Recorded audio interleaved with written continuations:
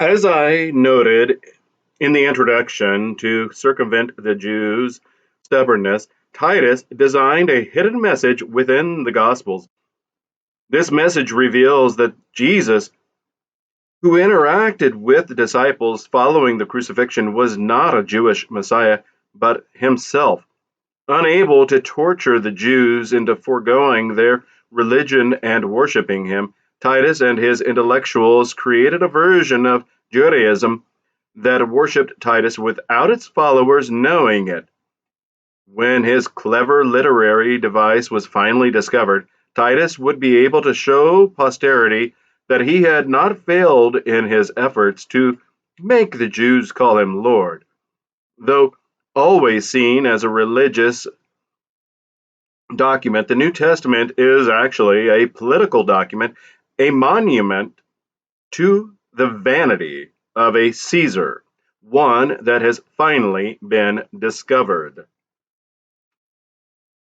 Titus backdated Jesus' ministry to 30 Common Era, thereby enabling him to foresee events in the future. In other words, Jesus was able to accurately prophesy events from the coming war with the Romans because they had already occurred.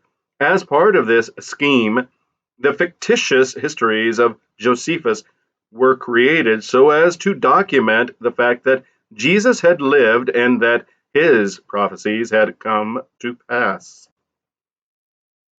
While the above claims will and should trigger skepticism, one needs to remember that as Christianity describes its origins, it was not only supernatural but also historically illogical Christianity, a movement that encouraged pacifism and obedience to Rome, claims to have emerged from a nation engaged in a century-long struggle with Rome. An analogy to Christianity's purported origins might be a cult established by Polish Jews during World War II that had set up its headquarters in Berlin and encouraged its members to pay taxes to the Third Reich. When one looks at the form of early Christianity, one sees not Judea but Rome. The church's structures of authority, its sacraments, its college of bishops, the title of the head of the religion, the supreme pontiff, were all based on Roman, not Judaic traditions. Somehow, Judea left little trace on the form of a religion that purportedly originated inside of it. Early Christianity was also Roman in its worldview. That is, like the Roman Empire, the movement saw itself as ordained by God to spread throughout the world. Before Christianity, no religion is known to have seen itself quite so destined to conquer, to become the religion of all mankind.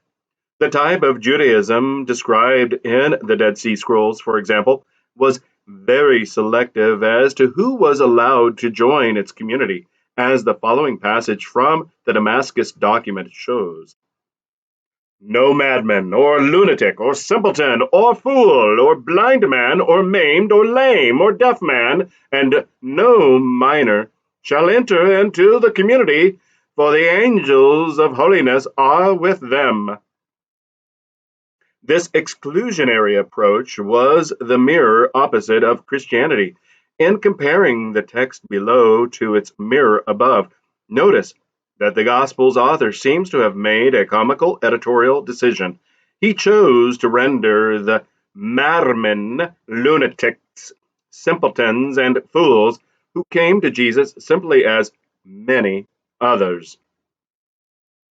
And great multitudes came unto him, having with them those that were lame, blind, dumb, maimed, and many others, and cast them down at Jesus' feet.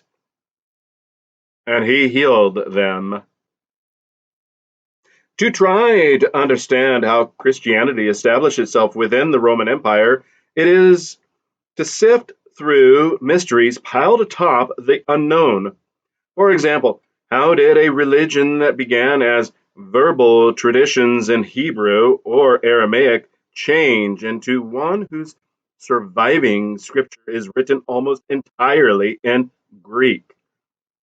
According to Albert Schweitzer, the great and still undischarged task which confronts those engaged in the historical study of primitive Christianity is to explain how the teaching of Jesus developed into the early Greek theology. The most historically illogical aspect of Christianity's origin, however, was its Messiah. Jesus had a political perspective that was precisely the opposite of the Son of David, who was awaited by the Jews of this era. Josephus records that what most inspired the Jewish rebels was their belief in the Judaic prophecies that foresaw a world ruler or Messiah emerging from Judea, the same prophecies that the New Testament claims predicted a pacifist. But now, what did the most to elevate them in undertaking this war was an ambiguous oracle that was also found in their sacred writings. How, about that time, one from their country should become governor of the habitable earth. The Jews took this prediction to belong to themselves in particular.